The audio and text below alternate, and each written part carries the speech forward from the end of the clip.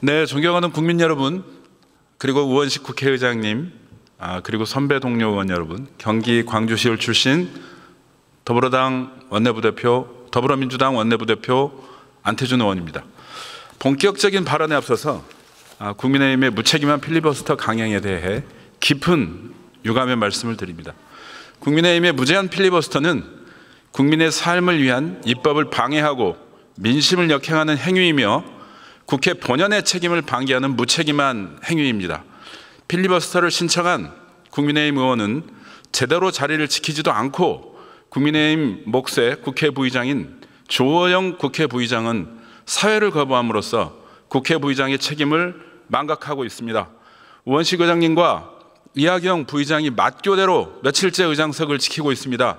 대체 무엇을 위한 필리버스터인지도 알 수가 없습니다.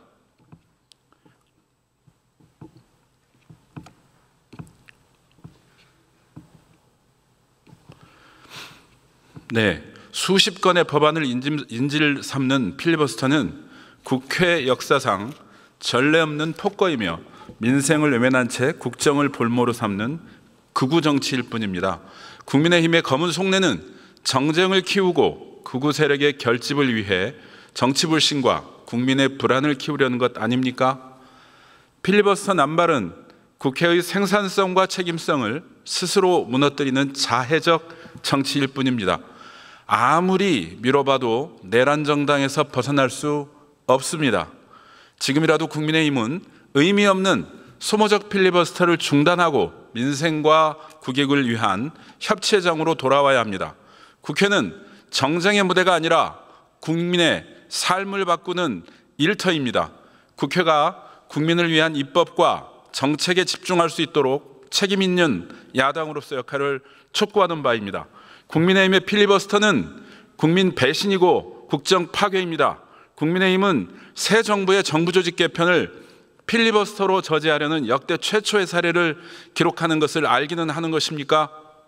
새 정부의 비전으로 일할 수 있도록 조직을 갖추는 것은 국가 운영의 기본 상식입니다.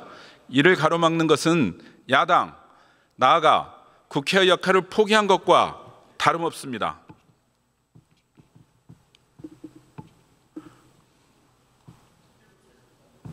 앞서 우리 더불어민주당의 김남근 의원께서도 필리버스터의 유래를 잠시 설명하기도 했지만 저도 간략히 필리버스터의 유래를 살펴보고 대한민국 국회에서의 필리버스터의 문제점을 짚어보고 대안도 한번 생각해보는 시간을 가진 후에 본격적으로 정부조직법 개정으로 인한 국회법 일부 개정 법률안에 대한 논의를 이어가 보도록 하겠습니다. 아까도 말씀드렸었는데요. 필리버스터의 기원은 어원으로 보면 필리버스터라는 말은 네덜란드 하이바이터 자유약탈자에서 유래했다고 합니다. 스페인어로는 필리부스테로 등을 거쳐서 영어에서 이제 정치적 의사진행의 방해 의미로 자리를 잡았는데요. 원래는 해적 같은 의미였지만 정치적으로는 다수당의 법안 처리를 지연시키는 소수파의 전략을 가리키는 말로 변화가 됐습니다. 미국 사례를 보면 19세기 중반부터 상원 등의 발언 시간 제한 없이 소수파 의원들이 무제한 토론을 통해서 다수당 법안 표결을 지연시키는 수단으로 발전을 했습니다. 예컨대 클로저 도입 이전에는 발언 제한도 거의 없었답니다. 소수당이 오랜 시간 연설하거나 논의를 이어가는 방식이 가능했다고 합니다. 근데 한국 국회에서는 필리버스터가 재헌의회 때, 즉 빈번하게 이루어졌던 재헌국회 초기 국회 때 일정 부분이 있었고, 다들 아시겠지만 1964년 김대중 전 대통령이 신민당 소속일 때 구속동의안을 막기 위해서 5시간 19분간 연설한 것이 최초의 공식적 필리버스터 사례로 꼽히고 있습니다. 하지만 1973년에 국회법 개정으로 인해서 발언 시간 제한 45분으로 제한했다고 합니다. 발언 시간 제한이 되면서 필리버스터가 사실상 금지됐고 이후 거의 사라진 제도였습니다. 그런데 2012년에 국회 선진화법 통과로 필리버스터 제도가 다시 도입이 됐습니다. 한국 국회법의 재규정 주요 운영 원칙을 보면 제적국회의원 3분의 1 이상이 신청을 해서 안건에 대해서 무제한 토론을 할 수 있게 돼 있습니다. 종결전차도 규정이 돼 있는데요. 무제한 토론 시작 후 24시간이 경과되면 무기명 투표로 토론을 종결할 수가 있습니다. 토론에 필요한 찬성은 제적의원의 5분의 3 이상이어야 합니다. 발언자는 1인당 1회 발언으로 발언 내용은 해당 법안과 관련이 있어야 합니다. 그런데 오늘 국민의힘 의원들 발언하시는 거 보면 거의 해당 의제와 전혀 관련이 없는 발언들만 하고 있겠죠. 한국에서 그러다 보니까 한국에서 필리버스터가 실제로 운영이 되면서 여러 문제점과 한계가 이제 드러났는데요. 쟁점 법안 처리에 걸리는 시간, 제도의 취지를 훼손하고 운영상의 갈등 등이 부각되고 있어서 주요 문제점들을 간단히 제가 한번 살펴보겠습니다. 야당이 쟁점 법안뿐만 아니라 비쟁점 법안까지 무제한 토론을 신청하거나 발언 내용이 법안과는 관련 없는 이야기로 벗어나는 경우가 있습니다. 예를 들어서 최상범 특검법 필리버스터 때 이화영 판결문을 낭독하는 어처구니 없는 그런 사례도 있었죠.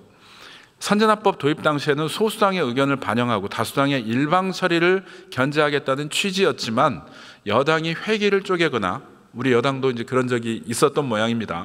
본회의 일정을 조정해서 필리버스터를 회피하거나 종결시키는 방식도 자주 썼다고 합니다. 필리버스터가 길어질 경우에 국회 본회의 일정도 당연히 지연되고 꼭 필요한 다른 법안 처리나 국정감사 등 다른 의사 일정이 뒤로 밀릴 수가 있습니다. 또한 오늘 또 보시겠지만 의원들, 보좌진들, 그다음에 국회 직원들, 또 여기 앞에 계시는 속기사 등 실무자들의 부담도 엄청 커집니다. 여러분 보시지만 이렇게 다른 당의 국회 부의장이 아예 사회를 거부해버리면 24시간 동안 우리 국회의장님과 부의장, 그것도 24시간만 하는 게 아니죠. 며칠째 계속되는 동안 막교대, 8시간 막교대에서 6시간 막교대, 이제 제가 얼른 보니까 한 4시간 막교대 하시는 것 같은데요. 도대체 쉬실 틈은 주시는 겁니까? 아까 다른 우리 동료 의원께서도 말씀해 주시던데 이렇게 유능하고 비싼 인력들, 그리고 국민을 위해서 열심히 일해야 될 인력들이 도대체 이 국회에 여기 나와서 뭐 하고 있는 것인지 저도 회의가 듭니다. 실효성에도 한계가 좀 있는 것 같습니다. 어쨌거나 국민의힘 입장에서는 저희들의 의사 진행을 방해한다고 필리버스터를 쓰고 있겠지만 저희가 압도적 다수이기 때문에 결국은 24시간이 지나면 당연히 종료시킬 수 있습니다. 그럼에도 불구하고 무리하게 되지도 않는 법들, 그리고 비쟁점 법안들, 그리고 아까도 얘기하셨지만 정부조직법에까지도 필리버스터를 걸고 정부조직법에 따라가는 국회법 일부 개정법률안에까지 필리버스터를 이게 걸기나 할 일입니까? 근데 이런 일이 상당히 실효성이 한계로 다가오는 것 같습니다. 발언 내용이 안건에서 벗어나면, 그러니까 본래의 관련 토론을 넘어서 정치적인 메시지를 전달한다거나 언론 대응용 발언을 한다거나 자신의 치적 과시용의 발언을 하게 되면 이런 제도의 신뢰성과 공정성에 심각한 타격이 가지 않겠습니까? 이것도 분명히 제재할 수단이 있어야 될 것으로 그렇게 봅니다. 이렇듯 장기간의 필리버스터는 여러분도 다 보시겠지만 지역구에서 도대체 왜 국회를 가는 것인지, 국회가 텅 비어있는 그 국회 자리는 왜 지켜야 하는 것인지, 왜 지역구 활동이나 왜 법안 활동이나 왜 국회에서 민생 활동은 하지 않고 그 빈자리를 지키러 가야 하는 것인지 지역구 구민들조차도, 우리 국민들조차도 다들 이해하기 힘들어하는 것 같습니다. 향후의 개선 방안들도 조금 생각을 해봤습니다. 이제 문제점들을 개선하고 완화하고 제도 본래 취지를 살리기 위해서는 발언 관련성을 엄격히 제한하고 감독을 강화해야 할 것 같습니다. 필리버스터 중 발언이 해당 법안 안건과 관련이 없으면 제재하는 규정을 명확히 하거나 우리 의장께서 발언 주제를 관리할 수 있는 권한을 강화하는 것이 좋겠습니다. 발언 주제와 관계없는 낭독을 한다거나 개인을 비난을 한다거나 언론 대응용 발언 등을 통제할 수 있는 절차도 마련되어야 할 것으로 보입니다. 종결 요건도 그렇습니다. 실제로 우리 더불어민주당은 일부 야당과 합치면 종결 요건인 5분의 3 찬성 요건을 충분히 갖출 수 있기 때문에 실질적으로 국민의힘이 이것을 제대로 저지할 수 있는 수단이 있다고 보기 힘듭니다. 이런 경우에는 24시간 이렇게 할 것이 아니고 정확히 종결 시간을 정하는 그런 방안이 있을 수 있겠습니다. 예를 들어서 그러니까 일정 시간을 정하고 최소 시간 보장을 한 후에 토론 시간이 지나면 자동 종결 또는 법안별 중요성에 따라서 종결 기준을 달리 설정하는 방안도, 그러니까 조건부 클로저 제도를 강화할 방안도 필요하다고 보겠습니다. 그다음에 필요한 법안을 분류하고 긴급 법안 처리 절차를 정비할 필요도 있겠습니다. 국민 생활이나 긴급한 행정, 국가안보 등에 관련된 법안들은 우선 처리하거나 필리버스터의 적용을 제한하는 예외 규정을 두는 방법이 꼭 필요하다고 봅니다. 예를 들어서 예산안, 세법, 긴급명령 관련 법들은 필리버스터의 제약하에 처리하도록 하는 것, 필리버스터 제약을 걸어서 처리하도록 하는 것이 필요하다고 볼 수 있겠습니다. 발언 시간 횟수 제한의 유연성도 확보돼야 할 것 같습니다. 현재 1인당 1회 발언 규정은 있지만 발언 시간 혹은 전체 연설 시간에 제한을 두는 방안을 고려해야 할 것 같습니다. 실제로 보면 발언 시간 기록 세우기 경쟁을 하듯이 누구가 몇 시간이기 때문에 몇 시간 더해서 반드시 이 기록을 깨야 되겠다, 이런 의미 없는 경쟁을 하는 경우도 있습니다. 예컨대 발언 시간이 너무 길면 중간중간 발언을 끊는다거나 여러 명이 릴레이 발언을 하더라도 전체 시간을 제한하는 방식을 택할 수도 있겠습니다. 그리고 의장 및 상임위 안건조정기구를 활성화시키는 방안도 있다고 봅니다. 안건조정위원회나 소위원회에서 사전수기를 강화하고 쟁점 법안에 대해 여야 협의를 통해서 조율하는 과정을 제도화해서 본회의 상정 전의 갈등을 최소화시키는 방법도 고려해야 된다고 봅니다. 발의 단계나 상임 심사 과정에서 야당 의견을 반영하고 조정 가능한 구조를 보장하는 것도 물론 생각할 수 있는 방법이기도 합니다. 제도 평가 및 수정 주기를 마련을 해야 될 것 같습니다. 제도 시행 후 일정 기간마다 효과 분석이나 여론 평가를 통해서 국회 운영 관행 및 국회법을 적절히 개정해 나가는 체계가 필요하다고 봅니다. 예를 들어서 필리버스터 사용 빈도, 시간, 법안 처리 지연 정도, 국민 평가 등을 수집하고 보고서를 발행하는 방법이 있겠습니다. 필리버스터는 소수의 의견을 보호하고 다수당의 일방주의를 견제하고 논의의 숙성 등 의회 민주주의 측면에서 중요한 제도이기는 합니다. 다만 지금처럼 제도 취지가 흐려지고 전략적 도구로만 활용되면 국민 신뢰도 저하되고 국회도 파행되고 부작용이 커질 수가 있고요. 그리고 실제로 필요한 비쟁점 법안, 특히 민생 법안들의 처리가 대단히 느려진다는 부작용이 있습니다. 필요하면 해외 사례, 미국이나 독일이나 영국 등의 필리버스터 사례를 잘 연구해서 개선 방안을 마련할 필요가 있다고 봅니다. 자, 그러면 계속 논의를 다른 방법으로 이어가 보겠습니다. 국민의힘이 결국에 이 법안 처리에 잘 협조를 하지 않았습니다. 수차례 대화 설득의 손길을 내밀었지만 모두 뿌리쳤습니다. 국민의힘이 솔직히 이렇게까지 할 줄은 차마 몰랐습니다. 비쟁점 법안 60개 법안에까지 필리버스터를 건다고 했을 때 정말 저 말이 사실인가? 이렇게 생각하기도 했습니다. 국민의힘이 야당이지만 정말 우리 대한민국 국회의 일원인 것 맞습니까? 결국 금융개편은 기약할 수 없게 됐습니다. 국민의힘의 극단적 반대로 6개월 동안 어수선한 상황이 지속될 것이 불보듯 뻔한 상황에서 통탄스럽지만 현재의 체제를 유지할 수밖에 없는 상황에 이르렀습니다. 국민과 함께 분노하며 규탄합니다. 급기야 무분별한 필리버스터까지 동원해서 새 정부의 정부 조직 개편까지 저지하겠다고 나섰는데 새 정부의 정부조직법 개편안을 필리버스터로 저지하는 것이 역대 최초라는 것 정말 국민의힘 알고 있을까요? 더욱 치졸한 것은 국민의힘의 후한무치한 이중성입니다. 과거 자신들이 정권을 잡았을 때는 신속한 정부 조직 개편이 국정 안정의 핵심이라면서 야당의 협조를 강력히 요구했습니다. 그러나 이제는 정반대 행보를 보이며 극단적 이기주의를 드러내고 있습니다. 더 이상의 국정 파괴는 용납할 수 없습니다. 국민의힘은 즉각 필리버스터를 철회하고 국민 앞에 진심으로 사죄하며 정부 조직 개편안 처리에 협조해야 합니다. 그것이 대한민국 정당으로서 국민의 대리인으로서 지켜야 할 최소한의 의무입니다. 정부 조직 개편은 새 정부가 시대적 요구에 맞게 국정 운영의 효율성을 높이고 국가 발전을 위한 시대적 개혁 과제입니다. 부처 권한을 조정하고 행정 효율성을 높여서 민생과 개혁을 위한 국정 과제를 이행하고자 하는 것이 정부조직법 개정의 핵심입니다. 더불어민주당은 조속한 처리를 위해 초당적 협력을 거듭 제안했습니다. 그러나 국민의힘은 장외투쟁을 하더니 이제는 필리버스터로 사실상 모든 법안에 제동을 걸겠다는 태도를 보이고 있습니다.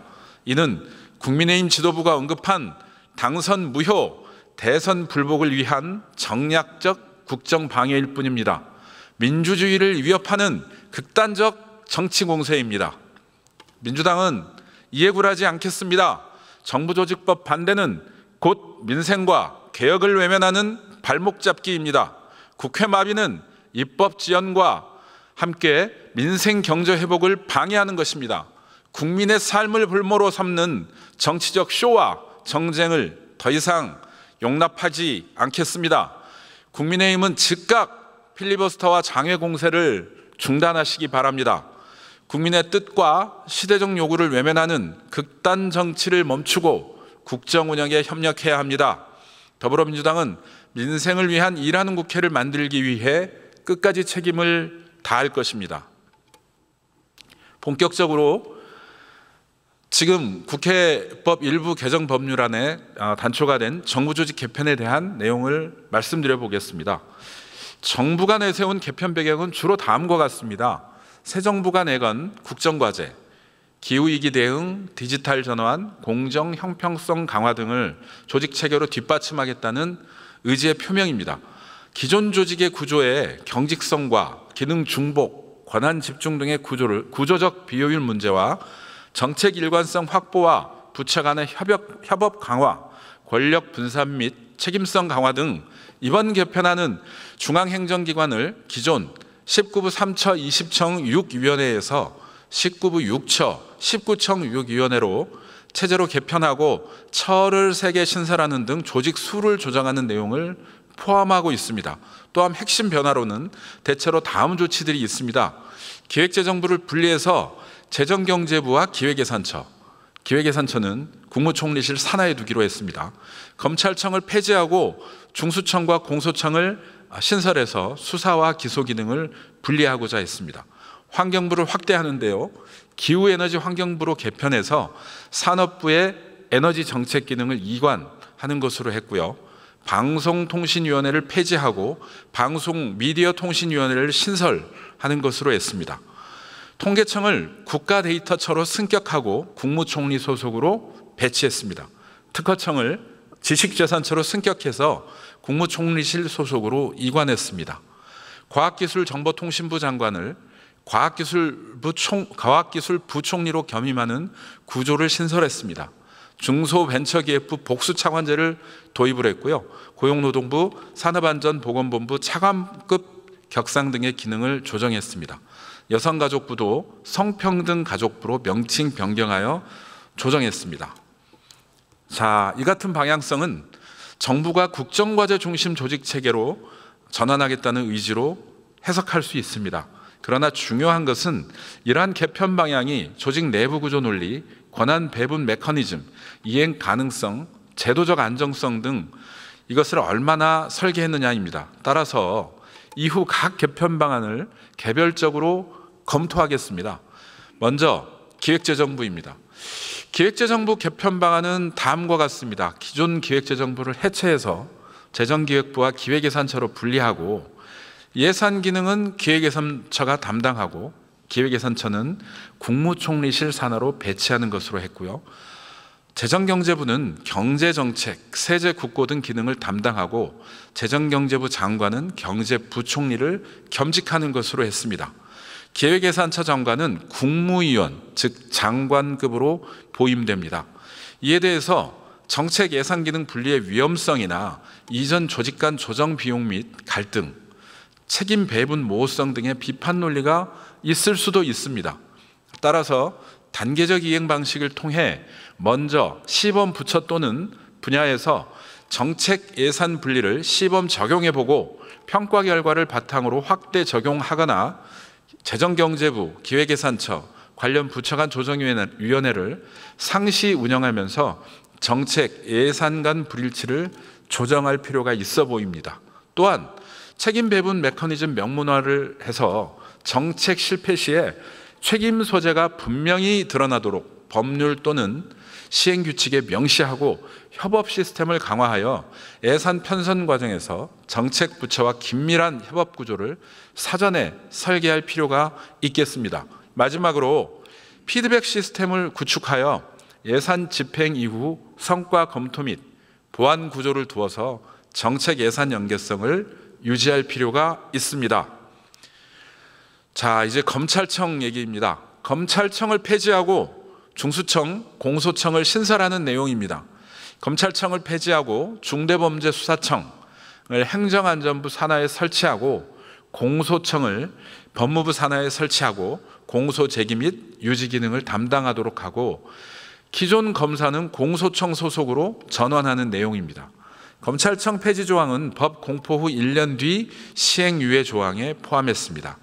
이에 대해서 독립성 보장 강화, 중수청과 공소청에 대해 독립성을 보장하는 법적 장치, 예를 들면 임기 보장이나 인사 독립성을 명문화하고 기관관 견제 시스템을 도입해서 상호 감시 및 조정 기능, 예를 들면 검사 수사 감독위원회 설치 등을 하는 것이 필요해 보입니다. 단계적으로 인력 재배치 및 시범적으로 전환할 필요가 있습니다. 주요 사건 또한 또는 일부 수사 부분부터 시범적으로 분리 적용하고 과도기 매뉴얼을 마련하는데요.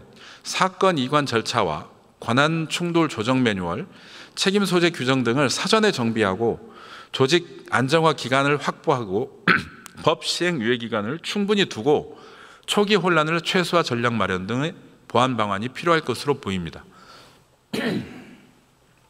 죄송합니다. 환경부를 기후에너지 환경부 확대 개편하는 내용에 대해서 말씀드려 보겠습니다. 환경부가 산업통상자원부의 에너지 정책 기능의 일부, 전력, 재생에너지 등을 이관받아서 확대 개편하고 새 부처 명칭은 기후에너지 환경부입니다. 단 원전 수출 및 자원산업 관련 기능은 여전히 산업부 소관으로 남게 하고 산업통상자원부는 명칭을 산업통상부로 단순화했습니다. 환경기능과 에너지기능을 내부 부서로 분리하되 상호조정 메커니즘을 법적 또는 제도적으로 마련하고 조정위원회를 설치해서 부처 내 조정위원회에서 충돌 조정을 할 필요가 있습니다. 통합부처 운영에 필요한 전문성을 확보하기 위한 인력 충원 및 역량을 강화하고 환경과 에너지 사이의 우선순위 기준을 법제 또는 규칙으로 명시하고 개편 후에 일정 기간 동안 부처 운영 성과를 평가하고 조정 가능성이 열려 있도록 제도를 설계할 필요가 있어 보입니다. 방송통신위원회를 폐지하고 방송미디어위원회를 신설하는 내용입니다. 위원수를 기존 5인에서 7인으로 확대했습니다. 이에 대해 권한 및 책임 범위를 명확히 했습니다. 방송미디어 통신 및 각 기능별 권한 범위를 법률이나 시행령으로 명확히 규정하고 위원회 위원과 전문위원 인선 기준, 전문성 확보 대책을 마련할 필요가 있어 보입니다. 통계청을 국무총리실 소속의 국가 데이터처로 승격하는 내용입니다. 네, 통계 발표 권한의 독립성, 기관 내부 보장의 메커니즘과 권한 분산 장치의 마련을 할 필요가 있어 보이는데요. 법령 또는 규칙으로 데이터 기능 또는 과기부 행안부 등과 공유를 조정하고 데이터 정책 조정위원회를 설치하여 중복 기능을 조정할 필요가 있습니다. 먼저 일부 데이터 기능을 이전하고 평가해서 데이터 처리 통계 기능을 내부 조직 구조 차원에서 분리 유지할 것 등이 필요해 보입니다.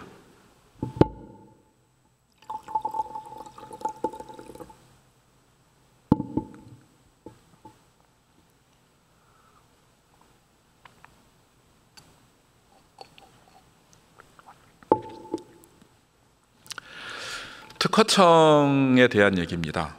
총리실 소속의 지식재산처로 승격하는 내용입니다. 특허심사, 분쟁조정, 정책기획 등 기능별 역할을 법령 또는 시행령 수준에서 명확히 구분하고 조정기구를 산업부, 과기부, 문체부 등과의 지식재산조정위원회를 운영하는 등 조정기구를 설치할 필요가 있습니다. 내부 전문위원회를 구성하고 임기 보장 및 인사 독립성을 확보할 필요가 있습니다. 처음에는 일부 기능 중심으로 운영하다가 점진적으로 확대해 나갈 필요가 있는, 단계적으로 확대할 필요가 있어 보이고요. 초기 운영 평가를 통해서 조직 구조 보완이 가능할 것으로 보입니다. 과기부 부총리급을 신설하고 과학기술 정책 중심으로 강화하는 내용입니다.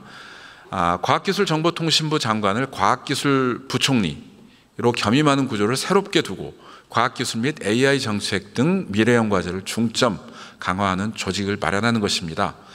예산 조정 권한을 강화하고 정책 조정 권한, 인사 조정 권한 등을 법 또는 시행령 수준에서 부총리직의 권한을 명문화하는 내용이 필요하고요. 부총리 산하에 과기 정책 조정기구 설치를 해서 R&D, AI, 디지털 전환 등 과제 중심의 협업 조직 또는 태스크포스를 운영해야 합니다. 부총리 장관 역할 간의 경계 및 책임을 명확히 규정하고요.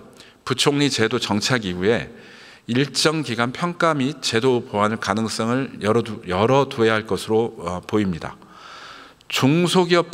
중소벤처기업부에 복수 차관제를 도입하는 내용입니다. 이 차관 중 한 명은 소상공인 전담 차관 역할을 맡도록 했습니다. 법률 또는 부처 내의 규칙으로 각 차관의 담당 분야를 세분화해서 차관의 역할 범위, 책임 기준을 명확히 명시하도록 했고요. 차관 간의 조정회의, 당면과제 우선순위 조정 체계를 마련했습니다. 복수 차관제 도입의 비용과 기대 정책 효과를 미리 분석해서 우선 소상공인 분야 등 특정 기능 중심으로 차관 역할을 부여하고 운영 결과를 평가해서 차관제 운영 성과를 주기적으로 점검하고 조정 가능성을 열어두는 등 보완이 필요할 것으로 보입니다. 고용노동부 내의 산업안전보건본부를 차관급으로 격상하는 내용에 대해서 말씀드리겠습니다. 산업안전, 직업건강 등 노동 현장의 안전 강화 기능을 강조하기 위한 것입니다. 본부와 기존 노동정책 기능 간 역할을 명확히 구분하고 예산 및 인력 확보 계획을 선제적으로 마련하고 운영평가 및 조정 가능성을 반영하는 것으로 구조 보완 가능성을 열어둘 필요가 있어 보입니다. 여성가족부를 성평등 가족부로 명칭 및 기능을 조정하는 내용입니다. 성평등 중심 정책과 기존 여성 가족 기능 간 역할 분담을 법제화하고 예산 확보 및 전문 인력을 배치하고 성평등 정책 역량을 확보 계획을 선제 수립, 부처 간 협의체를 설치하고 운영 평가 구조를 마련해서 성평등 기능 강화 여부를 주기적으로 평가하고 조정할 필요가 있어 보입니다. 이번 조직 개편을 통해서 기대되는 여러 가지 효과에 대해서 말씀드려 보겠습니다. 국정과제 중심 조직으로 구조를 전환하게 됐습니다. 기후, AI, 데이터 형평성 등 미래과제를 조직 구조적으로 뒷받침이 가능해졌습니다. 조직 간의 경계를 재정비를 통해서 효율성 제고가 가능한데요. 부처 간 기능 조정 및 중복을 제거했습니다. 총리실 중심 조정, 총리실에 이 조정 기능을 강화하고 권력 분산을 통한 책임을 강화했습니다. 권한을 재배치하고 책임성을 강화했다는 말씀입니다. 수사기소 분리로 형사사법체계의 혁신 가능성을 열었습니다. 데이터 중심의 거버넌스를 강화했는데요. 국가 데이터 정책을 통합 관리를 가능하도록 했습니다. 혁신 중심 조직 위상을 강화했는데요. 과기부 중심의 미래 정책 체계를 강화했습니다. 또한 이번 정부 조직 개편에 따른 예상 쟁점들에 대해서 선제적으로 보완할 필요가 있습니다. 먼저 단계적으로 이행 방식을 적용할 필요에 대해서 말씀드려 보겠습니다. 전체 조직 개편을 일시에 시행하기보다는 일부 부문 또는 파일럿 부처에 먼저 적용해보고 평가 후에 확대하는 방법도 고려해 볼 필요가 있겠습니다. 예산 인력 시스템을 점진적으로 조정할 여지를 두어서 혼란을 최소화할 필요도 있습니다. 조정기구 및 협의체 설치에 대해서 말씀드려 보겠습니다. 부처 간 조정위원회, 예를 들면 정책과 예산을 조정하는, 그리고 부처 간의 역할을 조정하는 이런 조정위원회를 상시 운영할 필요가 있습니다. 중수청, 공소청 등 기관 간 상호 견제, 협의 기능을 갖춘 위원회 설치도 필요해 보입니다. 책임 배분 및 통제 장치를 명문화하는 것에 대해서 말씀드리겠습니다. 각 기관 및 부처의 책임 소재를 법률 또는 시행령 수준에서 명확히 규정하고 평가, 환류 메커니즘을 제도화해서 조직 개편 이후에도 조정 가능성을 확보하는 것이 필요합니다. 독립성 보장 조항을 삽입했는데요. 통계, 수사, 공소 기능 등 주요 기관에 대해 독립성 보장 조항을 법률 수준에서 삽입, 예를 들면 임기 보장하고 인사 독립성, 외부 감사 기능을 강화하는 법률 수준에서 삽입했다는 말씀 드립니다. 피드백 및 모니터링 시스템 구축에 대해서 말씀드립니다. 조직 개편 및 시행 이후에 1년 내는 2년 주기로 평가 보고서를 국회에 제출하도록 했습니다. 중간 점검 결과를 바탕으로 개정 가능성을 열어두는 유연한 구조를 뒀다는 말씀드리겠습니다. 국회 참여 강화 및 절차를 보완했습니다. 개편안 제출 전에 충분한 국회 의견을 수렴했고요. 공청회와 전문가 토론 등을 거치면서 그런 절차를 강화해서 절차를 거쳤다는 말씀을 드립니다. 국회 상임위 역할을 조정하고 입법 검토 기능도 강화했습니다. 조직 개편에 소요되는 예산과 인력 충원 계획을 사전에 제시하고 업무 이관 및 시스템 구축에 따른 비용과 위험 시나리오를 미리 공개하도록 했습니다. 경계 조정 및 역할을 명확히 했는데요. 부처 간의 역할 경계를 명확히 정하고 중복 기능을 최소화했습니다. 기능 조정 시에 이해관계 조정 메커니즘을 마련했다는 말씀드립니다. 자, 그러면은 정부 조직 개편 관련 논문 보고서를 좀 인용한 말씀을 드려보겠습니다. 지금부터는 역대 정부 조직 개편의 현황과 최근 개편 논의와 관련한 국회 입법조사처의 보고서 내용을 인용하여서 말씀드리겠습니다. 25년 7월 14일 발표한 보고서입니다. 25년 6월 3일 치러진 제21대 대통령 선거를 통해 이재명 정부가 6월 4일 출범하였습니다.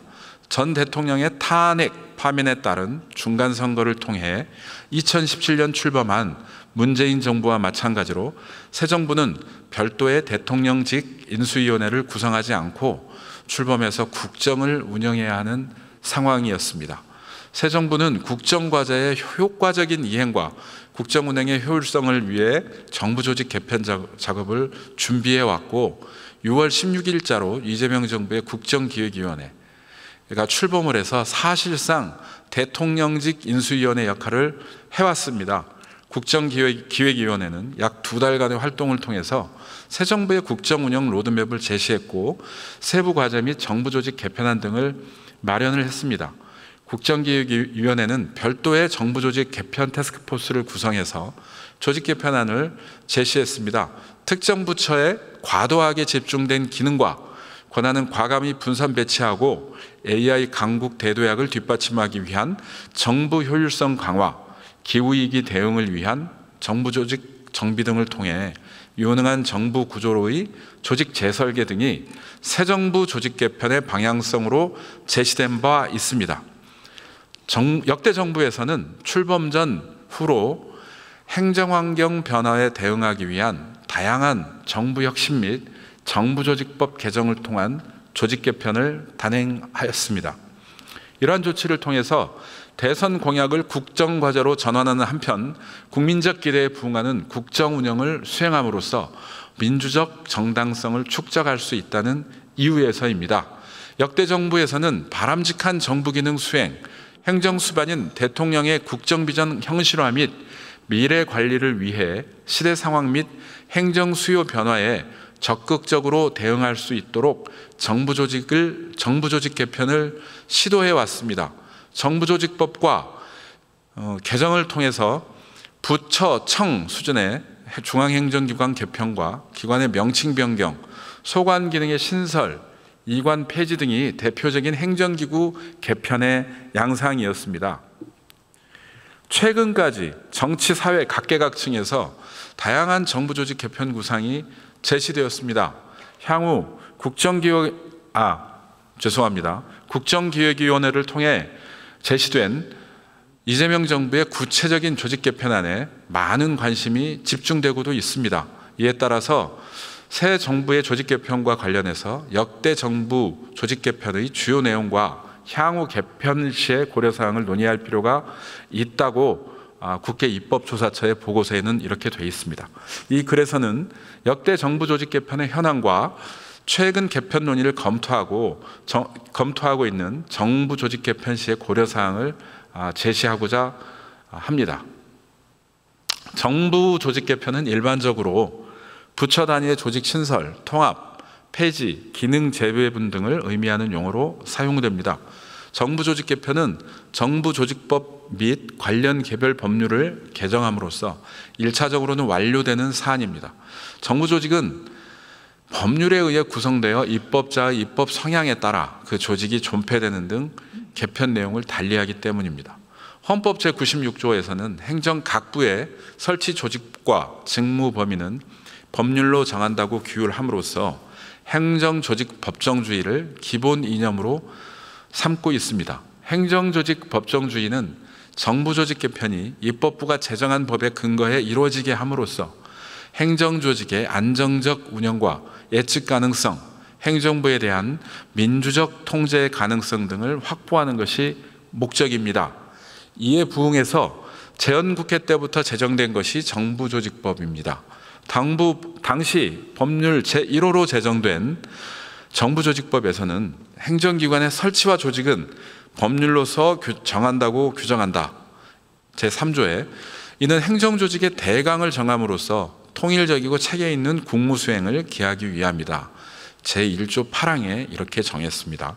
현행 정부조직법에서도 이러한 이념을 계승하고 있는데요. 중앙행정기관의 설치와 직무 범위는 법률로 정한다고 제2조에 규정하고 있습니다.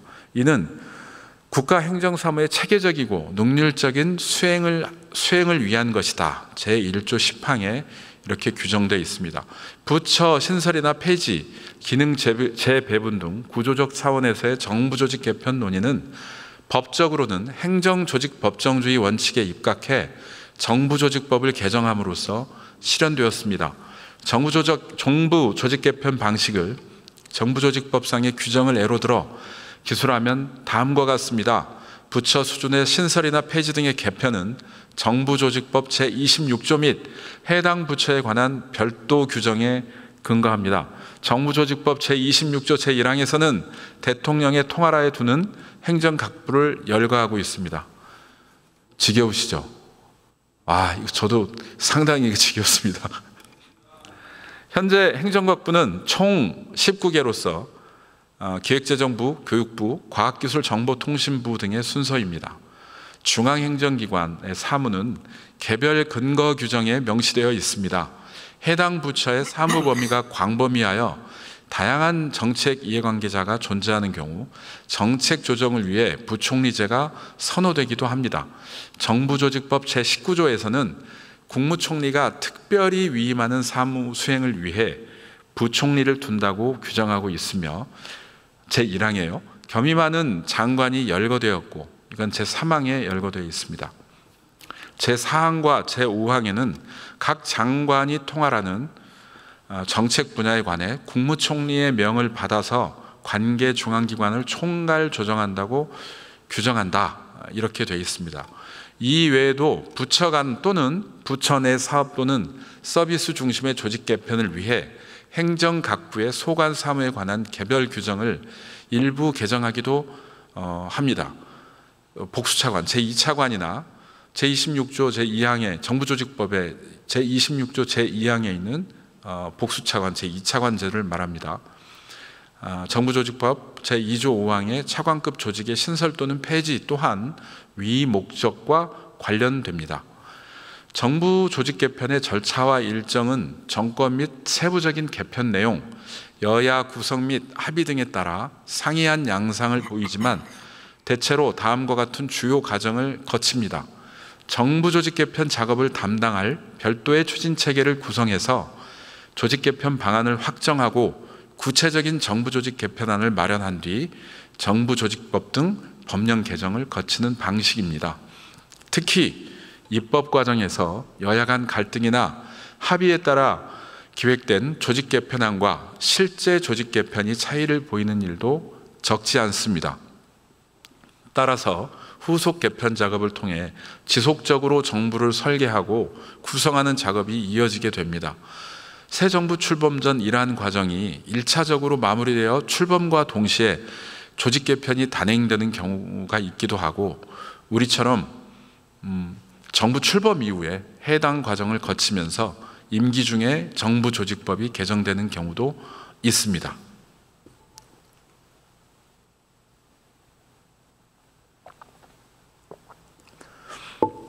그러면 문민정부 이후를 중심으로 역대 정부 조직 개편의 주요 내용을 잠시 살펴보겠습니다. 김영삼 정부는 작은 정부 지향의 통합 축소 개편을 했었죠. 김영삼 정부의 조직 개편은 문민정부가 당면한 대외적 대내적 상황에 대응하기 위한 행정개혁의 일환으로 수행되었습니다. 문민정부가 들어설 당시 세계적 추세였던 작은 정부를 특징으로 하는 행정개혁의 물결이 국내에 유입이 되고 있었습니다. 정부 조직 개편에 관한 김영삼 정부의 1차적인 목표는 작고 효율적인 정부를 구현하는 것이었습니다. 이를 뒷받침하기 위해 김영삼 정부는 행정조직의 효율성과 민주성이라는 두 원칙을 제시하고 신공공관리 관점에 입각한 조직 개편을 실시하였습니다. 이러한 접근은 1960년대의 정부 주도형 개발 전략으로는 국가 경쟁력을 강화하는 데 한계가 있다는 명분에서 이루어졌으며, 확대지향적인 과거 정부 조직 개편은 달리 축소 조정의 기조화에서 이루어진 특징이 있습니다. 김영삼 정부에서는 총 4회의 조직 개편이 있었습니다. 제1차 조직 개편은 취임 전에 실시되었고 총 10일이 소요되었습니다. 부처 통합을 통해서 문화부와 체육청소년부가 문화체육부로, 상공부와 동력자원부가 산공자원부로 각각 개편되었습니다. 그 결과 정부기구가 기존 이원 16부 2처 15청에서 2부가 감소해서 이원 14부 6처 15청으로 변화했습니다. 한편 김영삼 정부의 조직 개편 중 가장 많은 주목을 받은 것은 제2차 개편입니다. 제1차 조직 개편에 비해 개편의 폭이 상당히 넓었으며 그 시점도 이례적이었습니다. 개편의 주요 내용으로는 재정정책과 예산 기능을 연계하기 위해 재무부와 경제기획원을 통합해서 재정경제원을 신설했습니다. 건설부와 교통부를 통합해서 건설교통부를 신설하였고, 제1차 개편에서 신설된 상공자원부를 통상산업부로 개편하였습니다. 또한 미래 국가 발전의 핵심 전략산업인 정보통신사업 추진체계를 보강하기 위해 최신부를 정보통신부로 개편하였습니다. 제2차 조직 개편을 통해 2부가 다시 축소되었고 일부가 승격되어서 정부기구는 2원 13부 5처 15청으로 변화했습니다. 김영삼 정부는 행정개혁의 일환으로 신공공관리 관점에서 입각해 전격적인 부처 통폐합과 같은 하드웨어적 조직 개편 방법을 채택했다고 합니다. 그 결과 부처의 규모가 지속적으로 감소했고, 그에 따라 공무원 정원도 제1차 조직 개편을 통해 139명, 제2차 조직 개편을 통해 212명이 감축되었습니다. 해방 이후 지속적으로 정부 조직 확대가 이루어졌음을 감안할 때 김영삼 정부의 조직 개편은 작은 정부의 구현을 목표로 수행된 최초의 정부 조직 축소 개편이라는 평이 있습니다. 자, 그러면 김대중 정부의 경제위기 극복을 위한 부처 통폐합 및 기능을 조정한 정부 조직법 개편에 대해서 살펴보겠습니다. 김대중 정부의 정부 조직 개편은 경제, 정치, 행정, 국제적인 배경이 맞물린 상황에서 이에 대응하기 위해 추진되었습니다. 경제적으로는 IMF 외환위기 극복이 강력한 화두로 요구되던 시점이었습니다. 정치적으로는 새정치국민회의와 자유민주연합, 자민련이죠, 공동정권 DJP연합을 여당으로 해서 대통령과 국무총리의 권력 분점이 중요한 이슈로 부상했습니다. 행정적으로는 1995년 이후에 본격적으로 시행된 지방자치제도에 대한 대응과 행정에 대한 전반적 쇄신이 국제적으로는 세계화 진전에 따른 적극적 통상정책이 요구되고 있었던 상황이었습니다. 특히 구제금융을 제공한 IMF가 시장주의 개혁을 압박하면서 행정기구 개편의 방향이 시장주의의 바탕을 둔 정부 규모와 기능 축소와 같은 구조 조정 및 패러다임 전환으로 이어졌습니다. 김대중 정부는 작지만 효율적으로 봉사하는 정부를 정부 혁신 비전으로 설정하고 작은 정부, 효율적인 정부, 대민 서비스 개선을 통한 봉사하는 정부를 목표로 추구하였습니다. 김대중 정부에서는 경제위기 극복이라는 급박한 사회 변화 속에서 총 3회의 조직 개편이 있었습니다. 대통령 취임 준비 기간에 대통령직 인수위원회 활동을 통해서 98년 2월 28일에 단행된 제1차 개편, 총 41개 기구 중 13개가 신설될 정도로 변화의 규모가 상당했습니다. 특히 당시 정부조직개편심의위원회의 최종 개편안을 반영한 정부조직법 개정안은 여야 간 협상 과정 끝에 상당 부분이 수정됐습니다. 13일 만에 본회의를 통과했는데요. 이는 대통령 취임 전이었습니다. 이 과정에서 야당이었던 한나라당은 독자 개정안을 발의하기도 했습니다. 맞습니다. 국민의힘도 이렇게 정부조직법에 반대해서 말도 안 되는 필리버스터를 할 것이 아니라 독자 개정안을 발의해서 같이 심의하면 될 일입니다. 당초 정개위는 정부 개혁을 지속적으로 추진하기 위해 예산을 기획 및 개혁 기능과 연계하는 안으로서 대통령 직속 기획예산처를 두고 예산 기획, 예산 편성, 정부 개혁을 모두 포괄할 것을 제안했습니다. 그러니까 기획국과 예산실과 정부 개혁실을 둔 것이죠. 하지만 공동정부 하에서 대통령의 권한 비대가 우려되어 예산 편성권이 예산청으로 독립해서 재정경제부의 외청으로 붙게 되었습니다. 결과적으로 재정경제원은 대통령 직속 기구인 기획예산위원회, 금융감독위원회, 재정경제부 산하 예산청으로 분리되었습니다.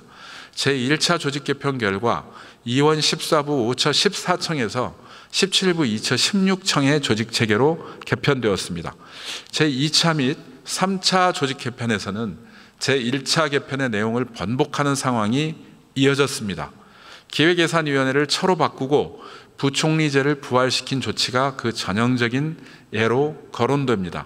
구체적으로 제2차 조직개편에서는 기획예산위원회와 예산청을 통합해서 다시 기획예산처를 신설했습니다. 또한 금융감독 기능을 재정경제부에서 금융감독위원회로 이관하였습니다. 폐지된 공보처를 국정홍보처로 부활시켰으며 민주평화통일자문위원회 사무처, 민주평통사무처죠. 부활시켰습니다.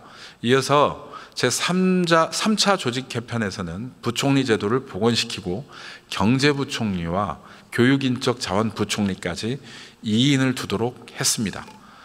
김대중 정부에서는 정권 말기에 18부 4처 16청에 중앙정부 직제를 가졌는데요. 종합적으로 김대중 정부는 신공공관리 관점에서 정부조직 개편을 통해서 각 부처의 기구 및 기능을 축소하는 데 중점을 두었습니다.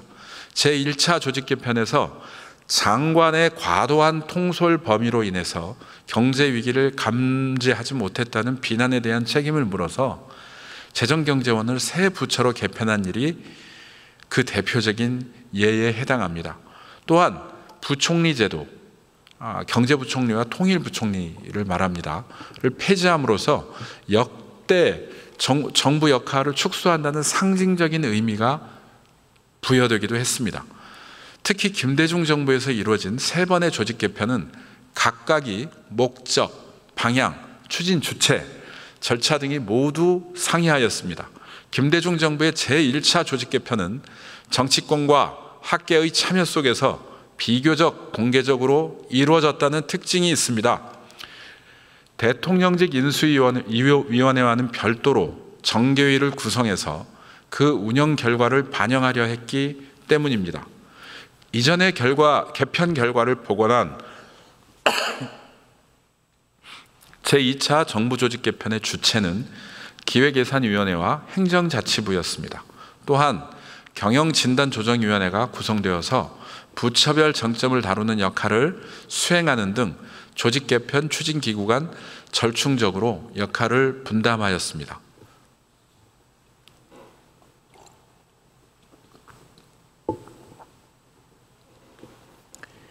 제3차 조직 개편은 대통령이 주도하였는데요. 2000년 1월 신년사에서 정부 조직 개편 방침을 밝힌 바 있습니다. 이후 행정자치부는 2월 정부기능조정위원회를 설치하고 한국행정연구원 연구 용역을 통해 도출된 정부조직 개편안을 2000년 6월 26일에 대통령에게 보고를 하게 됩니다. 정부조직법 개정안은 7월에 국회에 상정되었으나 같은 해 12월 말에서야 국회를 통과하게 됩니다. 자, 다음으로 2003년부터 2008년까지의 노무현 정부의 기능 조정을 활용한 점증적인 조직 개편을 한 정부조직 개편 사례를 살펴보겠습니다. 노무현 정부는 제왕적 대통령제와 그에 따른 부정부패, 산업구조의 변화와 민주화 요구의 성장 등 시대적 흐름에 부응하기 위해 함께하는 정부, 분권화된 정부, 투명한 정부를 정부 혁신 목표로 설정하였습니다. 급속한 경제발전 이면에서 심화된 양극화와 청년 실업을 해결하고 글로벌 스탠다드를 구축하기 위해 봉사하는 정부와 효율적인 정부 혁신 목표를 추구하였습니다. 신공공관리 개혁의 속도를 조절하고 각종 위원회를 활성화하는 등 뉴 거버넌스 관점에서 개혁을 추구하고자 하였습니다. 노무현 정부에서는 총 6회의 조직 개편을 실시하였는데요. 노무현 정부의 제1차 조직 개편은 임기 중 실시되었습니다. 정부조직법 개정안이 발의되고 국회 본회의를 통과하기까지 총 42일이 소요됐습니다. 제1차 개편을 통해서 18부 4처 17청으로 조직구조를 개편하였습니다. 구체적으로는 행정자치부 소속으로 소방방재청을 신설하였고요. 법제처와 국가보훈처를 장관급 기구로 격상하는 한편 문화재청을 차관급 기구로 격상하였습니다. 행정자치부의 인사집행 기능을 중앙인사위원회로 일관하는 대신에 소관 사무가 전자정부에 추가되었습니다. 또한 전임정부에서 기획예산처가 담당하던 행정개혁 업무를 행정자치부로 업무 이관하였습니다. 이 외에도 보건복지부의 영유아 관련 업무를 여성부로 이관하는 등의 부처 간 기능 조정이 이루어졌습니다. 제2차 조직 개편을 통해서 과학기술 혁신 정책을 효율적으로 총괄 조정하기 위해 과학기술부총리를 신설하고 과학기술부의 과학기술혁신본부 차관급으로 설치했습니다. 제3차 개편을 통해서 철도청을 폐지했고요. 한국철도공사를 신설하였습니다. 물론 공기업으로 신설했죠. 또한 건설교통부의 사무에 철도에 관한 사무를 추가했습니다. 4차 조직개편에서는 신행정수도 후속 대책을 위한 연기공주지역 행정중심 복합도시 건설을 위한 특별법 제38조에 근거해서 행정중심 복합도시 건설청을 신설하였습니다. 제5차 조직개편에서는 여성부의 보건복지부의 가족정책 기능을 이관하여서 여성가족부로 개편하였고요. 청소년 정책 기능을 강화를 위해서 청소년위원회를 신설하였습니다. 제6차 조직개편을 통해서 재정경제부와 외교통상부, 행정자치부와 산업자원부의 복수차관제를 도입하였습니다. 방위사업청을 신설하는 한편 통계청과 기상청을 차관급으로 격상하였습니다. 결과적으로 노무현 정부의 기구는 18부 4처 18청으로 최종 정비되었습니다. 노무현 정부의 정부 조직 개편은 모두 정부 출범 후에 정부혁신지방분권위원회, 행정개혁 전문위원회라고도 하죠. 논의를 거쳐서 이루어졌는데요. 대통령직 인수위원회에서 조직 개편안을 마련을 하고 출범과 동시에 대대적 개편을 단행한 다른 정부와는 차별화되는 내용이었습니다. 특히 노무현 정부는 점증적인 방식의 정부 조직 개편을 취했습니다. 중앙정부 조직 차원에서 김대중 정부의 편제를 큰 변화 없이 유지하면서 개편이 필요할 시 행정기관의 장애 직급을 상향하는 조정하는 방식이었습니다.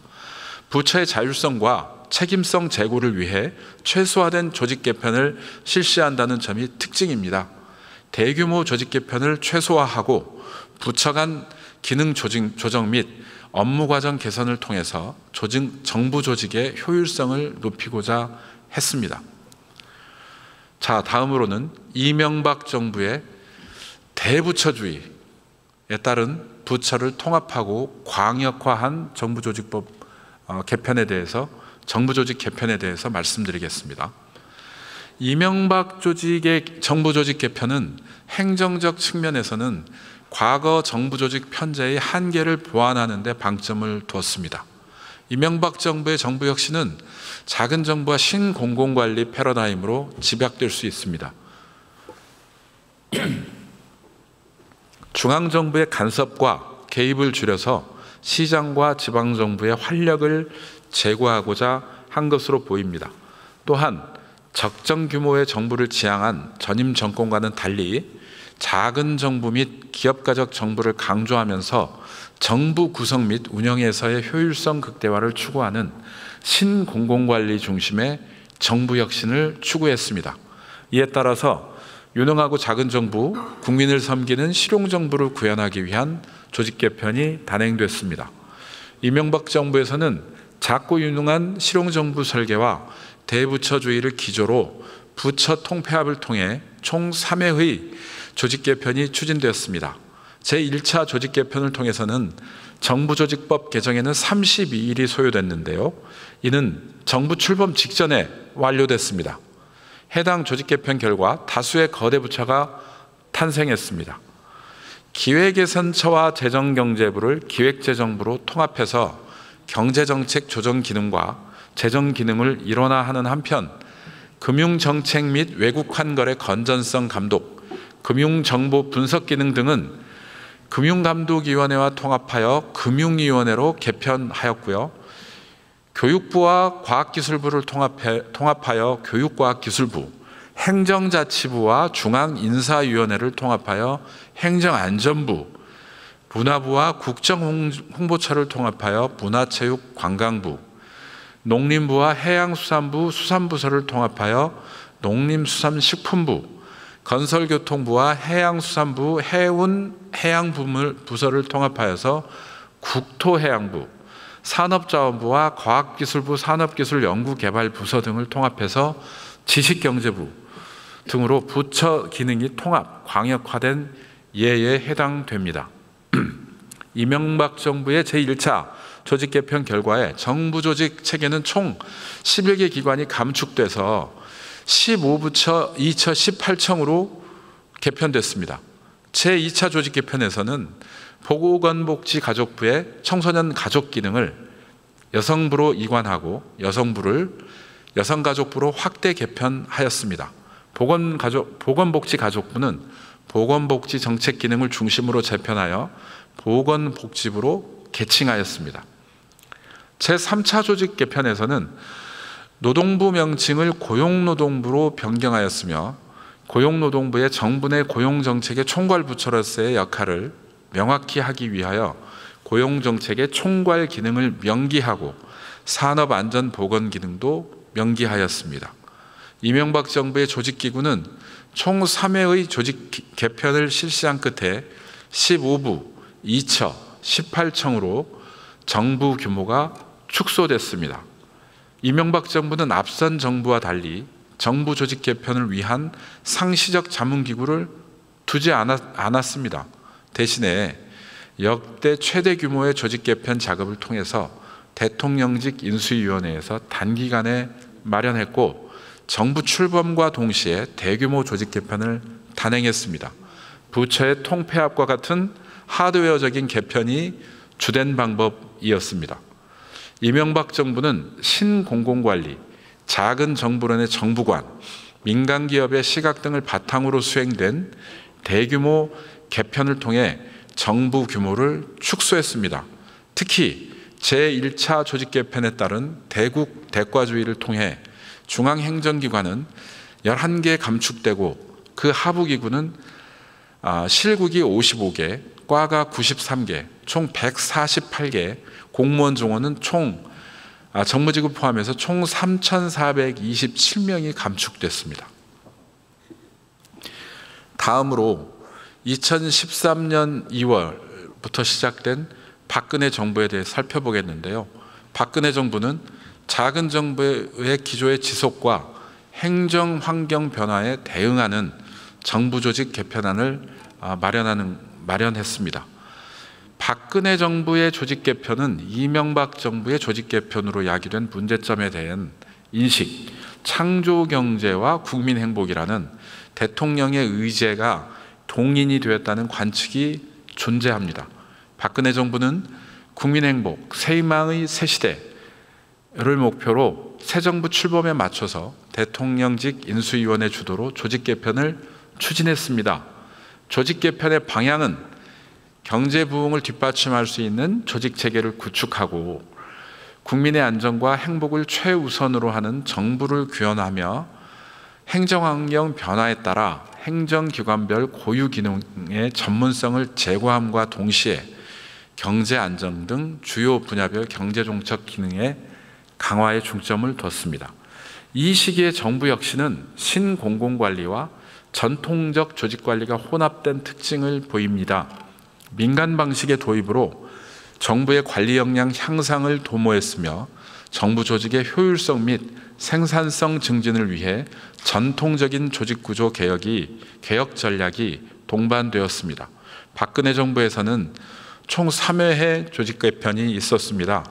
제1차 조직 개편은 2013년 1월 30일에 이한구 의원의 대표 발의로 대통령직 인수위원회의 국정기획조정분과의 준비를 바탕으로 해서 박근혜 정부 출범과 동시에 진행됐습니다.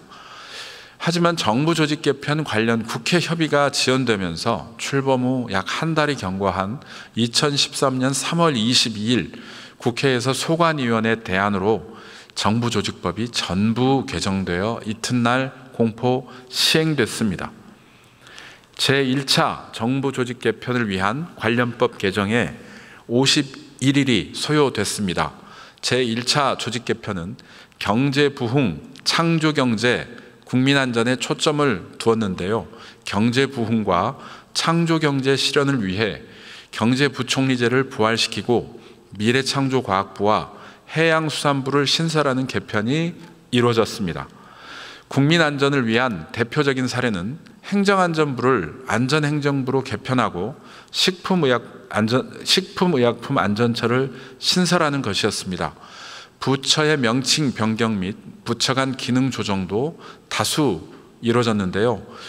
교육과학기술부를 교육부로 개편했고 외교통상부의 통상교섭 기능을 지식경제부로 이관해서 산업통상자원부로 개편했습니다. 농림수산식품부와 국토해양부를 각각 농림축산식품부와 국토교통부로 개편하는 등의 조치를 예를 들 수 있습니다. 이외에도 대통령 보좌기구를 체계화했는데요.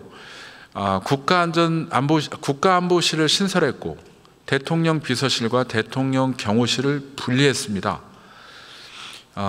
국무총리 보좌기구도 체계화했는데요. 국무총리 비서실과 국무조정실을 분리했습니다. 특임장관제를 폐지했습니다. 이러한 조치를 통해서 15부 2처 18청이었던 정부 조직은 17부 3처 17청으로 확대됐습니다. 제2차 조직 개편에서는 4.16 세월호 참사 이후 재난안전체제 개편에 방점을 뒀습니다. 이를 위해서 해양경찰청과 소방방재청을 폐지하고 재난안전 총괄부처로서 국민안전처 장관급으로 신설했습니다. 공직개혁을 위해서 인사혁신처를 차관급으로 신설하고 안전행정부는 재난안전 및 인사기능이 분리돼서 행정자치부로 명칭을 개칭했습니다. 또한 교육부 장관이 겸임하는 교육사회문화부총리를 신설했는데요. 이에 따라서 정부 조직은 17부 5처 16청으로 변모했습니다. 제3차 조직 개편을 통해서 중동호흡기 증후군 메르스 감염병 대응 역량을 강화하기 위해서 보건복지부 소관인 질병관리본부를 차관급 기관으로 격상했습니다. 세 차례의 조직 개편 결과를 보면 박근혜 정부의 기구는 17부 5처 16청이 되었습니다. 어서 들어오십시오. 박근혜 정부 출범과 동시에 진행된 제1차 정부 조직 개편은 대통령직 인수위원회의 국정기획조정분과를 중심으로 진행이 됐는데요. 박근혜 정부의 첫 개편은 상당히 큰 폭으로 이루어졌습니다. 대부분 이명박 정부에서 이루어진 대대적인 부처 통폐합의 이전으로 상태를 되돌리는 조치였습니다. 반면 박근혜 정부의 제2차 조직 개편 작업은 비밀리에 진행됐으며 세월호 참사 대응에 대한 문책적 성격의 조직 개편이 전격적으로 단행되기도 했습니다. 이러한 조치와 함께 이명박 정부 당시에 폐지됐던 인사행정전담기구를 국무총리 소속 인사혁신처로 부활시키기도 했습니다. 네, 역대 정부의 정부조직법 개편에 대해서 안녕하십니까? 네, 정부조직법에 대해서 계속 살펴보고 있습니다. 네, 문재인 정부에 대해서 살펴보겠습니다. 별로 안 했습니다. 출범 초 최소한의 개편, 기능 조정을 활용한 사례입니다. 문재인 정부에서는 헌정사상 최초로 현직 대통령이 파면된 이후에 통상의 준비 전환 기간이 없이 긴급하게 출범하였습니다. 이번 이재명 정부와도 비슷한 사례입니다. 작은 정부와 시장 중심의 신공공관리 관점에 입각했던 앞선 두 정부와 달리 문재인 정부에서는 출범부터 진보적 이념을 지향하는 정부 혁신을 구상하고 추진했습니다.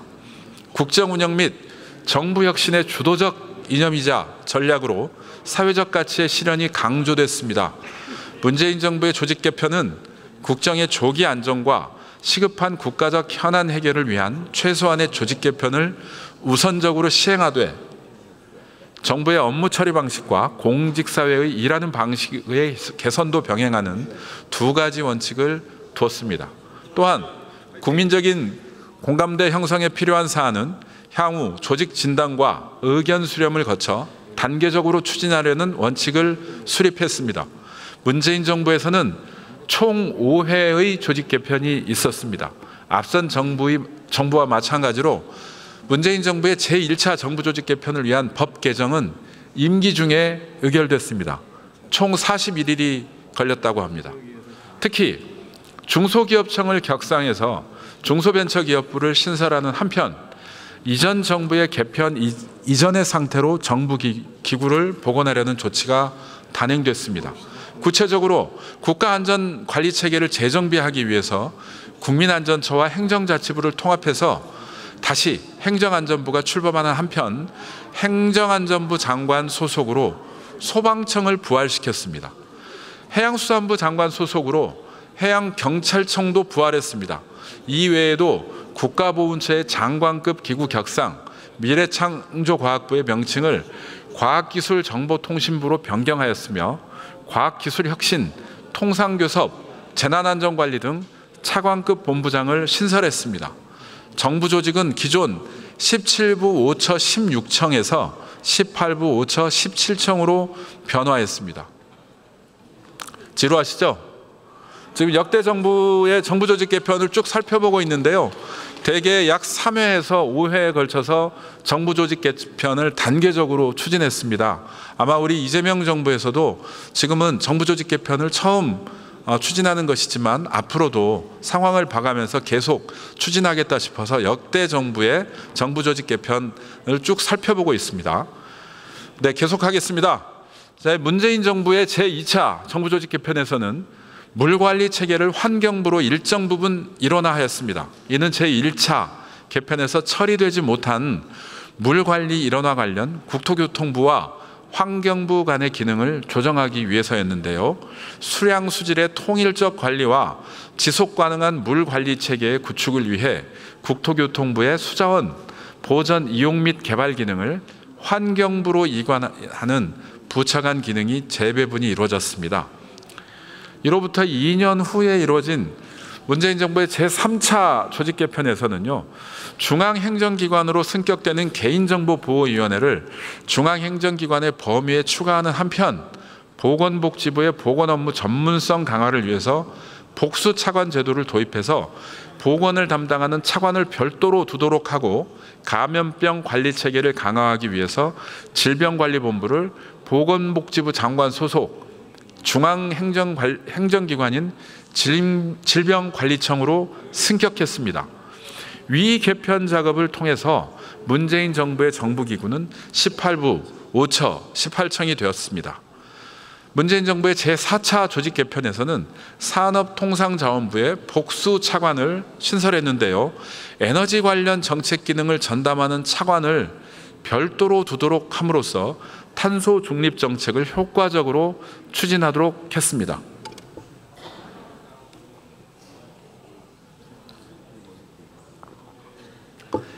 이어 마지막으로 정권 말에 단행된 제5차 개편을 통해서 물관리 일원화의 취지에서 국토교통부 소관의 하천에 관한 사무를 환경부에 이관해서 통합된 물관리 정책을 체계적으로 수행할 수 있도록 근거를 마련했습니다.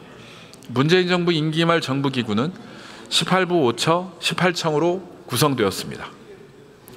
문재인 정부는 정권 교체기에 전격적으로 대규모 조직 개편을 단행하는 대신에 조각을 완료한 이후에 조직 개편을 실시한 특징이 있습니다.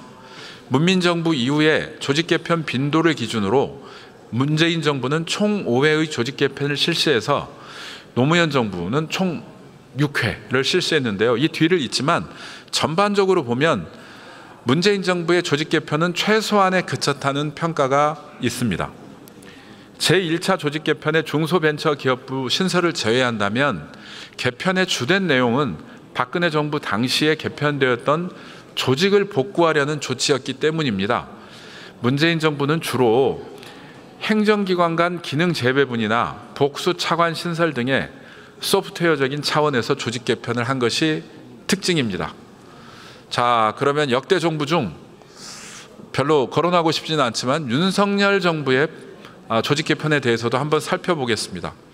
윤석열 정부는 부처 승격 및 청 조직 신설 등 소규모 개편을 했는데요. 물론 임기를 3년밖에 하지 못했기 때문에 더 하지 못했던 이유도 있습니다. 윤석열 정부는 여소야대라는 국정 운영에 불리한 정치 구조 하에서 대통령직 인수위원회를 구성했고 정부 출범 이전에 내각 인사를 먼저 내정을 했습니다. 이후에 110대 국정과제를 발표했고요. 그 이후에 조직 개편을 구상했습니다. 윤석열 정부가 당시에는 정부 혁신을 추진하면서 내세웠던 캐치프레이즈는 일 잘하고 신뢰받는 정부였습니다. 지금 우리가 생각하면 상당히 우스운 얘기이기도 합니다. 이를 두고 문재인 정부와 달리 효율성 강조, 위원회 정비 등 비대하지 않은 정부를 지향하는 신공공관리적 요소가 두드러진다는 관측이 제기되기도 했었습니다. 윤석열 정부에서 조직 개편은 그래도 많이 했네요. 총 4회 실시를 했는데 윤석열 정부 임기 중에 국회에 발의한 제1차 조직 개편안, 당시에는 김학용 의원이 대표 발의를 했습니다. 이것이 위원회 대안, 행정위원장의 위원회 대안의 형식으로 국회 본회의를 통과하기까지 151일이 소요됐습니다. 이게 아마 문민정부 중에 제1차 조직 개편 소요 기간 중에는 최장 기간이었다고는 합니다. 이를 통해서 국가보훈처를 국가보훈부로 승격하고 외교부 산하의 재외동포청을 신설하는 개편도 이루어졌습니다. 정부기구는 18부 4처 18청에서 19부 3처 19청 체제로 변모했습니다. 2차 개편에서는 영유아 보육 및 교육에 관한 사무를 교육부로 일어나는 부처 간 기능 조정이 이루어졌습니다. 제3차 조직 개편을 통해서는 문화재청을 국가유산청으로 개칭했고요. 제4차 개편에서는 우주항공 분야의 경쟁력 강화와 관련 산업 활성화를 통해서 우주 강국으로 도약하기 위해서 우주항공 관련 혁신기술 확보 및 산업 육성 등의 정책을 총괄하는 우주항공청을 중앙행정기관으로 설치했습니다. 윤석열 정부 말의 정부 조직 구성은 19부 3처 20청 체제인데요. 윤석열 정부는 임기 중에 부처 승격 및 일부 청 조직의 신설을 제외하고는 대체로 이전 정부의 중앙행정조직을 유지했습니다. 역대 정부에서는 대체로 정권 초기에 단행되는 제1차 조직 개편의 폭이 상당한데 윤석열 정부에서는 개편의 규모가 크지는 않았습니다. 또한 윤석열 정부는 전임 정부와 마찬가지로 선조각 후 조직 개편을 단행했습니다. 과거 김영삼 정부와 이명박 정부는 조직, 사람, 정책의 순으로 전격적인 정부 조직 개편에 초점을 뒀다면 문재인 정부와 윤석열 정부는 조직 개편을 위한 입법 논의의 부담으로 사람, 정책, 조직 순으로 정부를 구성한 특징이 있습니다. 자, 이렇듯 역대 정부의 정부 조직법을 소결해 보겠습니다. 문민정부 이후의 정권별 정부 조직 개편의 주요 내용을 정리하면 다음과 같습니다. 김영삼 정부의 정부 조직 개편은 신공공관리 관점에 입각해서 작은 정부를 실현하기 위한 최초의 정부 조직 축소 개편이었습니다. 김대중 정부에서는 경제위기 극복을 위한 이러한 신공공관리 관점을 적극 수용하였으며 정부 조직 개편을 통해서 정부기구를 축소하는 데 방점을 두었습니다. 앞선 정권들과 달리 노무현 정부의 조직 개편은 점증적인 방식을 취했습니다. 대규모의 정부 조직 개편은 최소화하면서도 부처 간 기능 조정 및 일하는 방식의 개선을 통해서 정부의 효율성을 제고하고자 하였습니다. 노무현 정부는 큰 정부로 비판하면서 등장한 이명박 정부는 신공공관리, 작은 정부론, 민간의 경영기법 등을 바탕으로 대규모 부처 통폐합을 통해 정부 규모를 축소하려고 했습니다.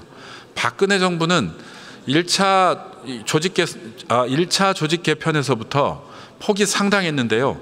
그러한 조치의 대부분은 앞선 정권의 부처 통폐합 이전의 상태로 정부 기구를 되돌리려는 것이었습니다. 이와 달리 문재인 정부는 정부 출범 이후 대규모 조직 개편을 전격적으로 실시하는 대신에 선조각 후 조직 개편을 실시하였습니다. 윤석열 정부의 제1차 조직 개편은 규모가 크지 않았으며 전반적으로 이전 정부의 중앙행정조직 구조를 유지한 특징이 있습니다.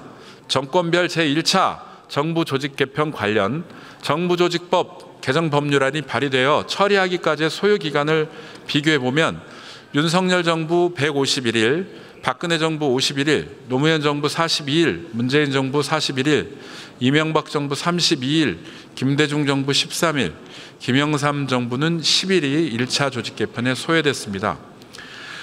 이번에 이제 정부 조직 개편의 주요 논의를 보면은요, 제22대 국회에서는 지금까지 총 57건 정부조직법 개정안이 발의됐습니다. 이게 지금 7월 기준이니까 훨씬 더 많을 것 같습니다. 이 중 절반이 부처청 단위의 정부조직 개편 관련 내용을 수립한 것으로 집계가 됐습니다.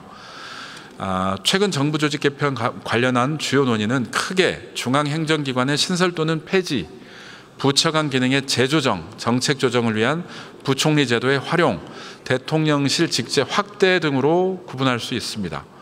최근에 정부 조직 개편 논의에서 가장 빈번하게 등장하는 주제는 중앙행정기관의 신설 또는 폐지를 골자로 하는 하드웨어 위주의 개편입니다. 기재부의 기획 기능과 예산 기능을 기후에너지부 신설 등의 개편에 대한 논의에 귀추가 주목되는 상황입니다. 인구전담 부처의 신설, 여성가족부의 개편 유무를 두고서도 관심이 계속 있었죠. 이는 처청 단위에서는 통계청을 통계관리처로 격상하고 청년처, 이민처 신설하라는 주장, 노동 관련해서 근로감독청이나 산업안전보건청을 신설하라는 주장, 마약수사청, 농지관리청, 관광진흥청, 돌봄청 신설하라는 주장 등이 제22대 국회에서 꾸준히 있어 왔습니다. 둘째로는 부처 간 기능을 조정하거나 행정환경 변화에 대응하기 위해서 행정부처의 기능을 확대하려는 소프트웨어적인 차원의 조직 개편 논의도 적지 않았습니다. 앞에서 기술한 기획재정부 개편 논의나 기후에너지부 신설, 인구전담부처의 제안의 경우도 부처 간 기능의 조정을 전제로 합니다. 이번 정부조직법에는 반영되지 않았지만 앞서 제가 제기한 22대 국회에서 계속 발의가 되고 있는 정부조직법의 제안들이 향후에 추진될 수도 있는 2차, 3차, 4차에 걸친 정부조직 개편에 충분히 반영될 수 있을 것으로 보이고요. 향후에도 이번 정부조직 개편의 면밀한 평가와 반영을 통해서 향후의 정부조직도 계속 개편할 필요가 있을 것으로 보입니다. 정부조직 개정을 통해서 소관 부처의 일부 기능을 확대하는 제안도 계속 존재해 왔습니다. 예를 들면 김현정 의원이 발의했던 금융위원회가 담당하던 국내 금융산업정책 기능을 기획재정부로 이관해서 해당 부처가 국내의 금융정책을 총괄하게 한, 아쉽게도 이번에는 반영되지 못했죠. 다른 예로 보면 국민의힘의 김건 의원이 대표 발의한 예도 있는데요. 외교부 장관의 사무장관의 자료의 배포에 관한 사항을 사무관장의 자료 배포에 관한 사항을 추가하면서 외국의 관계기관과의 자료 교환 등의 업무 효율성을 높이고자 하는 이런 제안도 있었습니다. 실제로 우리 이재명 대통령은 대통령실 조직 개편 공약 일부를 현실화했죠. 그래서 인공지능 AI 미래기획수석과 경청통합수석 내 공공갈등 비서관을 신설하기도 했습니다. 자, 결론을 내보겠습니다. 정부 조직 개편은 급변하는 행정 환경에 성공적으로 대응하기 위한 전략적 국정운영 방식의 하나입니다. 주제할 점은 정부 조직 개편은 정책 공약을 국정과제로 전환하는 기획의 합리성이 국회의 입법 과정이라는 정치의 영역을 거쳐서 실현된다는 것입니다. 역대 정부의 조직 개편의 역사는 당선인의 정책 공약과 이를 구현하기 위한 조직 개편안이 반드시 그대로 실현되지는 않고 때로는 여야 간 합의 과정에서 좌초되기도 했음을 보여줍니다. 더욱이 역대 정부의 경험은 정치적인 목적에서 반복적으로 대규모로 단행되는 조직 개편이 공공부문뿐만 아니라 사회 전반에 걸쳐 예기치 않은 부작용을 초래하기도 했음을 시사하는 점도 있습니다. 그에 따라서 바로 따라오는 후임 정부는 이전 정부의 조직 개편이 남긴 문제를 해결하기 위한 개혁 조치를 실현함으로써 정부 구조를 개편 이전의 상태로 되돌리는 일이 발생하기도 했습니다. 바람직한 정부 조직 개편을 위해서 고려될 사항은 다음과 같습니다. 향후 정부 조직 개편을 통한 기관 신설이나 부처 간의 사무 배분 등은 근본적으로 행정조직법의 구성 원리에 부합되도록 설계할 필요가 있습니다. 정부 조직 관련 법령 체계의 충분한 검토를 바탕으로 국정이 행정 각부 중심으로 돌아갈 수 있도록 하고, 이들을 어떻게 효과적으로 통제 및 조정할 수 있을지에 대한 방안을 고민해야 할 것입니다. 행정개혁도는 정부의 혁신 목표를 명확히 설정한 후에 도구적인 차원에서 정부 조직 개편을 접근할 필요가 있습니다. 정부 조직 개편은 행정개혁을 위한 추진 전략의 하나로 추진되어 왔습니다. 이는 부처 신설이나 기능 재조정 등 조직 개편의 당위성이 정부 혁신의 주도적 목표에 부합해야 함을 시사합니다. 정부 조직 개편을 통해서는 국정 수행과 관리상의 합리성을 제고하고, 나아가 국민에게 보다 향상된 공공 서비스를 제공한다는 행정개혁의 궁극적 목적을 충족해야 할 것입니다.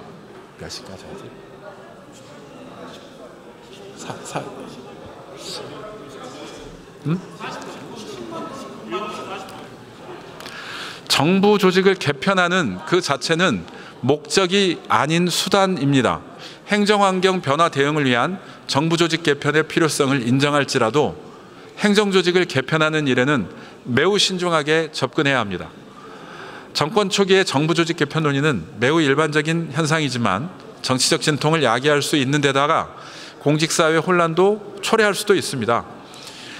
따라서 정권 초의 정부 조직 개편은 광범위한 개편보다는 행정개혁의 목표를 설정한 후에 행정수요 대응의 우선순위에 따라서 점진적으로 개편하는 단계적 접근도 필요하다고 볼 것입니다.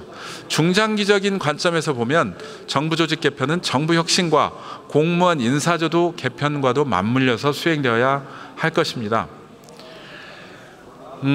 정부 조직 개편을 긍정적으로 바라보는 그 신문의 사설이 있습니다. 이 사설 한 편도 잠깐 소개해 드리겠습니다.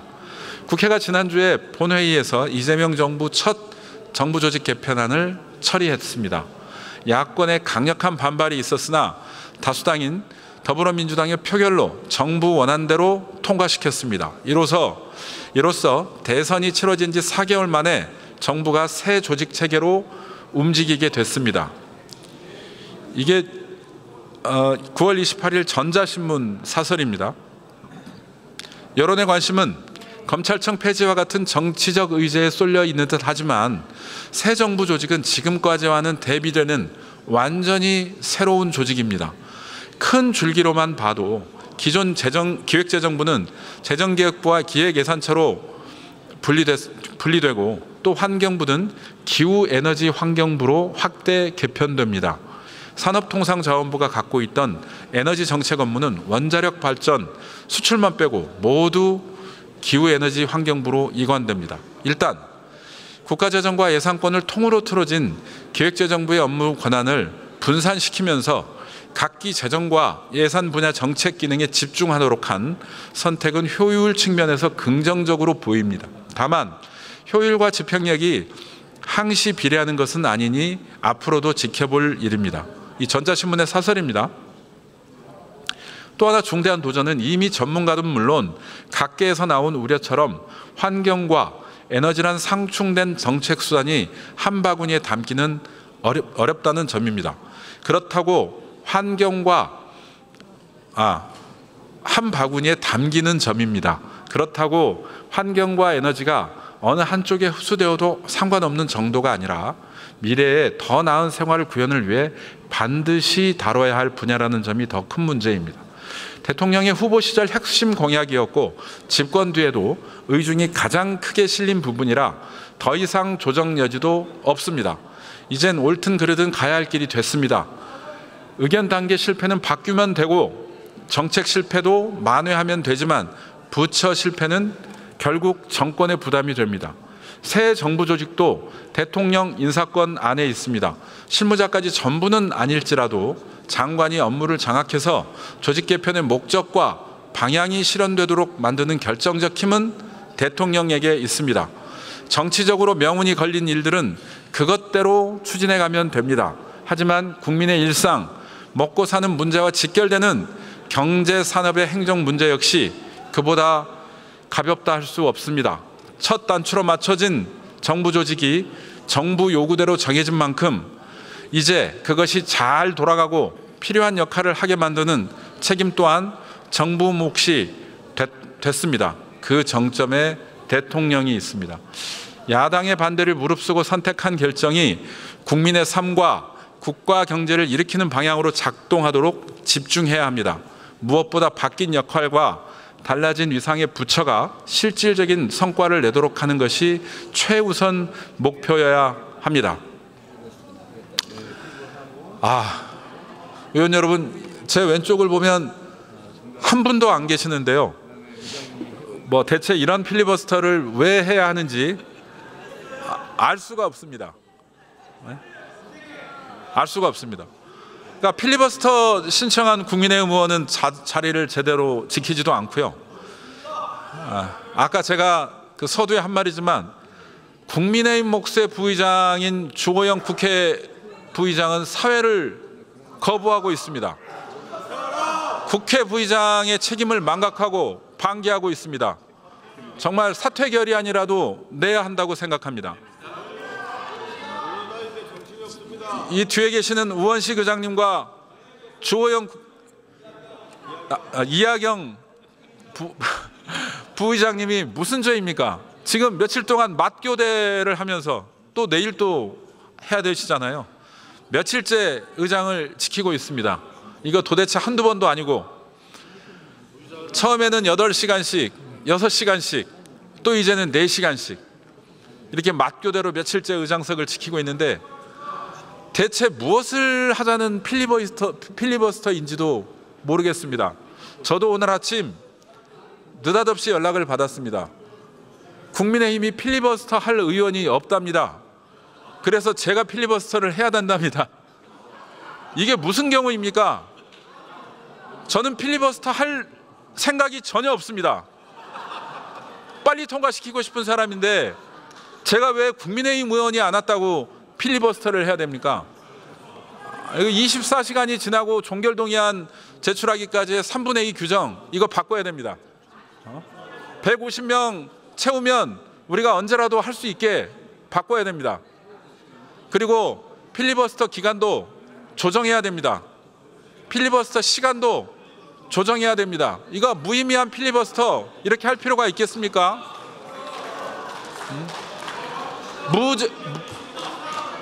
비쟁점 법안인 법안 이번에 60개 법안에까지도 필리버스터를 하겠다는 국민의힘 도대체 이해할 수 없습니다.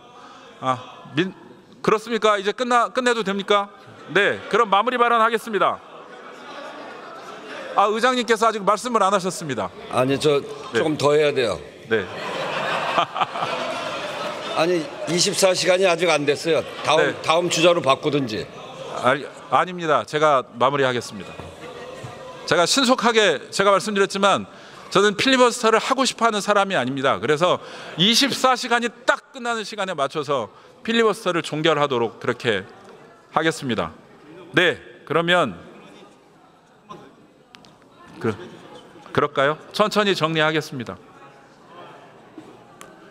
그러니까 제가 우리 의원님 여러분들 많이 안 계실 때 이 필리버스터의 문제점, 필리버스터의 기원과 우리 대한민국 국회에서의 필리버스터가 잘못 활용되고 있는 점, 그래서 더 이상 필리버스터는 무의미하다는 점, 그리고 어떤 법에나 모두 필리버스터를 하게 되어 있는 현재의 제도는 명확히 불합리합니다. 필리버스터를 할 수 있는 법과 필리버스터를 할 수 없는 법, 이런 것들을 명확히 구분해야 된다고 생각합니다. 네, 그러면 준비한 마무리 발언을 행복하게 하면서 천천히 끝내보겠습니다. 의장님이 끝내라고 할 때까지 계속 해야 되나요? 알겠습니다. 제가 아까 우리 김남근 의원님께서 필리버스터의 기원에 대해서 말씀을 해주셨습니다. 아주 무례한 이 기원이라고 말씀을 해주셨는데요. 저도 한번 찾아봤습니다. 이 필리버스터라는 영어의 기원이 어디서 왔나 봤더니 이게 네덜란드 말입니다. 이거 제가 제대로 읽는 건지 모르겠습니다. 하이바이터라고 읽으면 될 것 같습니다. 하이바이터. 자유약탈자에서 유래했다고 그러고요. 스페인어로는 필리부스테로 등을 거쳐서 이제 영어에서 정치적 의사진행 방해를 의미로 자리 잡았습니다. 원래는 네? 불어요? 이거는 스페인어에서 유래했기 때문에 이렇게 하는 겁니다. 잘 모릅니다. 즉 원래는 해적, 약탈자 같은 의미였지만 정치적으로는 다수당의 법안 처리를 지연시키려는 소수파의 전략을 가리키는 말이라고 합니다. 미국에서는 19세기 중반부터 상원 등의 발언 시간에 제한 없던 구조에서 소수파 의원이 무제한 토론을 통해서 다수당 법안의 표결을 지연시키는 수단으로 발전을 했는데요. 예컨대 이제 클로저, 그러니까 24시간 도입 이전에는 발언 제한도 거의 없었답니다. 안철수 의원님, 네. 잠시 토론을 중지해 주십시오. 네. 무제한 토론 중인 국회법 일부 개정 법률안에 대한 무제한 토론 종결 동의가 제출된 때로부터 24시간이 경과되었습니다. 토론을 마무리해 주시기 바랍니다. 네. 존경하는 국민 여러분, 저는 오늘 이 자리에서 정부조직법 개정안, 이른바 이재명 정부의 조직 개편안에 대해 장시간 토론을 이어왔습니다.